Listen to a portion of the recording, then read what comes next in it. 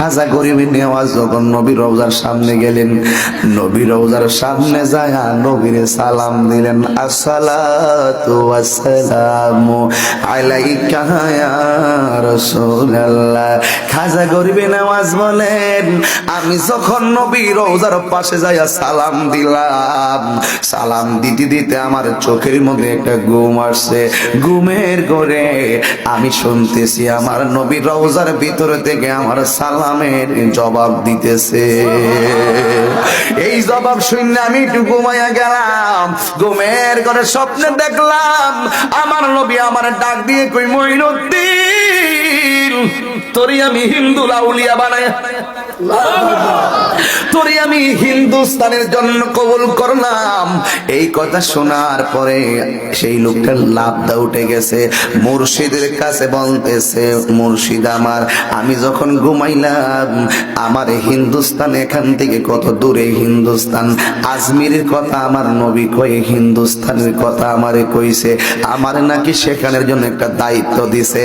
খাজা ওসমান হারিনি কই, তোর তো কপাল বালা, আমার নবী তোরে ইশারা করছে হিন্দুস্তানে যাওয়ার লাইগা, দেরি করিস না। কেন যাইবি সেখানে জানোস নি? কারণ সেখানে নবীর নাম নেওয়ার মতো কেউ নাই, আল্লাহর নাম নেওয়ার মতো কেউ নাই, কোরআন পড়ার মতো কেউ নাই। তুমি সেখানে যাইবা, এটার নাম হলো তাবলীগ রে বাবা।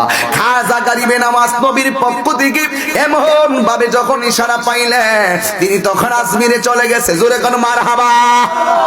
ওই দিল্লিতে আবার চলে গেল।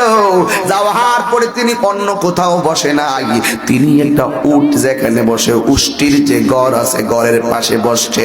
বৈশা বৈশা তিনি আল্লাহর জিকির করে। উট যারা চালায় তারা ডাক দিয়ে কি, তুমি কার জিকির করো?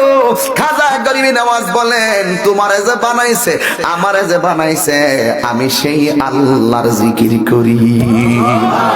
এবার রাখালিয়ারা দৌড়াইয়া রাজার কাছে গেছে, রাজা গো, এই দেশের ভিতরে এমন একজন মানুষ আসছে, আমরা যার নাম ডাকি সে ডাকে না, আমরা ডাকি হরি হরি হরি রাম কইয়া ডাকে, কিন্তু সে আল্লাহ আল্লাহ নাম ডাকে।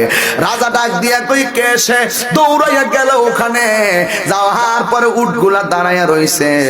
এবার ডাক দিয়ে কই, এই এরিয়াতে তুমি থাকতে পারবে না, এখান থেকে চলে যাও, এখানে অন্য কোন নামের জল্পনা কল্পনা চলে না। খাজা গরিবে নওয়াজ কোনো কথা না বইলা কয়, নাও আমারে বসতে যখন মানা করছো, যাও এখানে তোমার উটি বৈশা থাকুক। এই কথা বইলা তিনি চলে গেছে। কোথায় গেছে কেউ জানে না। হঠাৎ করে রাখালেরা দৌড়াইয়া গেছে, যাইয়া মালিকের ডাক দিয়া কয়, মালিক ও রাজা, আমাদের উটের পালগুলা বসা থেকে দাঁড়ায় না। আর সুবহানাল্লাহ, আমাদের উটগুলো বসা থেকে দাঁড়ায় না। এবার রাজা কই, ওই লোকটা যাইছিল হেতো কইয়া গেছিল, আমার যখন বসতে দিছ না, উটেরে বসাইয়া গেলাম। নিঃসন্দেহে ওই লোকটাই কাম কইরা গেছে। উটেরে বাড়ি দেয় কিন্তু উঠে উঠে না, একবারে আঘাত করে দাও দিয়ে কূপ দিলেও আর উঠে উপরে উঠে না। কারণ উঠে চতুষ্প জন্তু আল্লাহর ওলি চিনে, মানুষের বাচ্চারা চিনে না।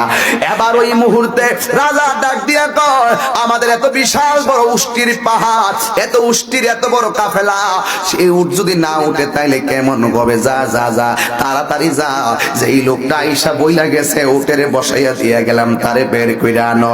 এবার খাজা গরিবে নওয়াজ বের কইরা আনলেন। যেই মাত্র উটগুলো খাজা বাবারে দেখলেন, উটগুলো বসার দেখে দাঁড়াইয়া গেছি। আর জোরে জোরে কন্যা সুবহানাল্লাহ। ওরে কি দি।